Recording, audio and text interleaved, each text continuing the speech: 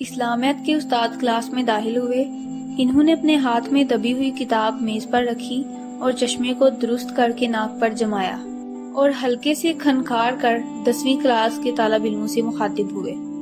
میں تمہیں آج ایک ایسی حقائق سنا رہا ہوں جو تمہاری آئندہ ساری زندگی میں کام آتی رہے گی۔ سب طالب علموں میں تجسس پیدا ہو گیا کہ آخر وہ کون سی حقائق ہے جسے ماسٹر صاحب سنائے جا رہے ہیں۔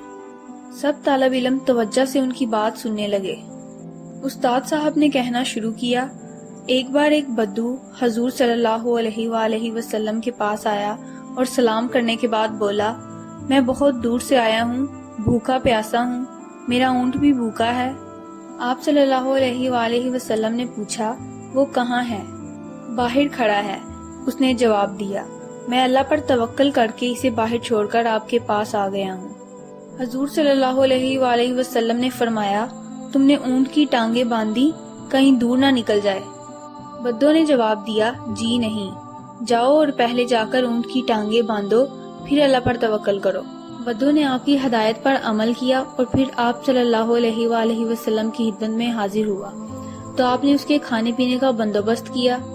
استاد نے تختہ سیاہ کے نزدیک ٹہلتے ہوئے کہا، اس چھوٹی سی حقائق سے یہ سبق ملتا ہے کہ ہمیں اللہ پر اعتماد اور بھروسہ ضرور کرنا چاہیے، لیکن اس کے ساتھ ہی ہم پر جو فرائض عائد کیے گئے ہیں پہلے وہ پورے کرنا چاہیے۔ انہوں نے کچھ وقفے کے بعد کہا، اگر کوئی طالب علم صرف دعا مانگتا رہے تو امتحان میں کامیاب نہیں رہ سکتا جب تک وہ کورس کی ساری کتابیں پڑھ کر تیاری نہ کرے۔ سب طالب علموں کو یہ حقائق پسند آئی۔ وحید نے غالباً یہ واقعہ غور سے نہیں سنا اور اس خیال میں مدہوش رہا کہ اسے رات کو ایک شادی میں جانا ہے اور صبح کرکٹ میچ بھی ہے۔ اس نے شام کو امی سے پوچھا کہ شادی میں کب چلیں گی؟ میری تو طبیعت خراب ہے، انہوں نے کم زور لہجے میں کہا، تم اور سلمہ چلے جاؤ، تمہارے ابو کو راتوں کو جاگنا اور دیر سے کھانا کھانا بالکل پسند نہیں ہے۔ اپنے چچا شاکر کے گھر جانا اور سب مل کر وہیں سے شادی میں شریک ہونا۔ واپسی پر دیر ہو جائے تو چچا کے گھر ٹھہر جانا، کل اتوار ہے اس لیے اسکول بھی نہیں جانا ہوگا۔ مزے سے نیند پوری کر کے آنا۔ وہ 9 بجے موٹر سائیکل پر سوار ہو کر چچا کے گھر پہنچ گیا۔ سب تیار تھے۔ وہ چچا شاکر کی گاڑی میں بیٹھ چل پڑے۔ بارات 12:30 بجے آئی، نکاح 1 بجے ہوا اور پھر کھانا 1:30 بجے ختم ہوا۔ جب سب گھر پہنچے تو رات کے 2:30 بج رہے تھے۔ سب کی آنکھوں میں نیند تھی۔ نیند تو وحید کی آنکھوں میں بھی تھی، لیکن اس کے دماغ پر کرکٹ کا میچ بھی سوار تھا۔ میچ اگلے دن 9 بجے صبح ہونے والا تھا۔ چنانچہ جب اس کے چچا شاکر نے اسے ٹھہرنے کو کہا تو اس نے جواب دیا، گھر زیادہ دور نہیں ہے، سیدھا راستہ ہے، آسانی سے گھر پہنچ جاؤں گا، مگر رات زیادہ ہو چکی ہے اس لیے جانا مناسب نہیں ہے۔ انہوں نے سمجھانے والے انداز سے کہا، خدا نہ خواستہ کوئی واردات ہو سکتی ہے۔ وحید کے سر پر تو میچ سوار تھا۔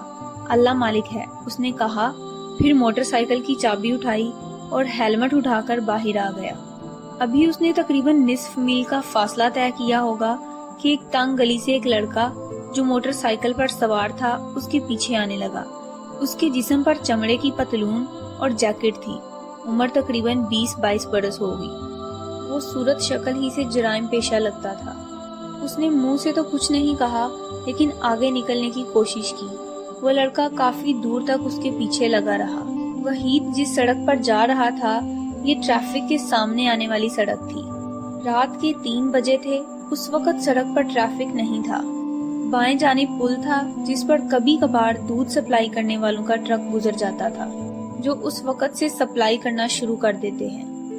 وحید دل میں قرآنی آیات کا ورد کر کے اللہ سے دعائیں مانگنے لگا کہ اے اللہ مجھے حفاظت سے گھر پہنچا دے، تو بڑا غفور الرحیم ہے۔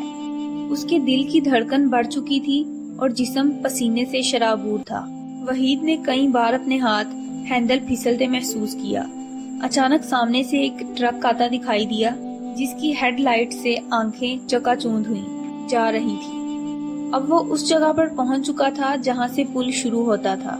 وحید نے اپنے حواس سنبھالتے ہوئے موٹر سائیکل کو بائیں جانب گھمایا اور پل پر موٹر سائیکل دوڑانے لگا تاکہ جلد از جلد واپس چچا کے گھر پہنچ جائے۔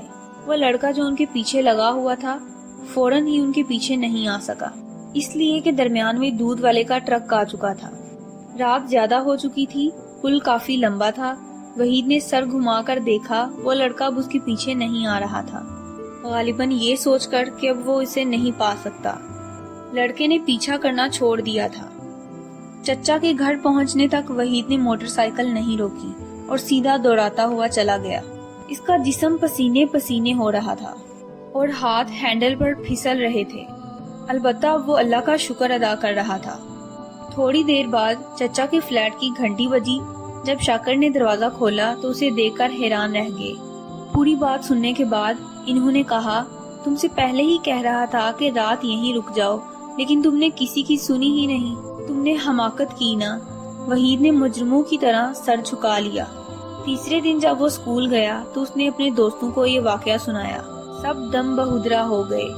جب یہ بات اسلامیات کے استاد تک پہنچی تو وہ وحید کے پاس آئے اور بولے، میں نے جو حقائق جمعہ کے دن سنائی تھی وہ غالباً تم نے غور سے سنی ہی نہیں۔ تم نے اونٹ کی ٹانگیں نہیں باندھی اور اللہ پر توکل پہلے کر لیا۔ وحید نے کوئی جواب نہیں دیا۔ اس کے پاس جواب دینے کے لیے تھا ہی کیا؟ اس نے شرمندگی سے سر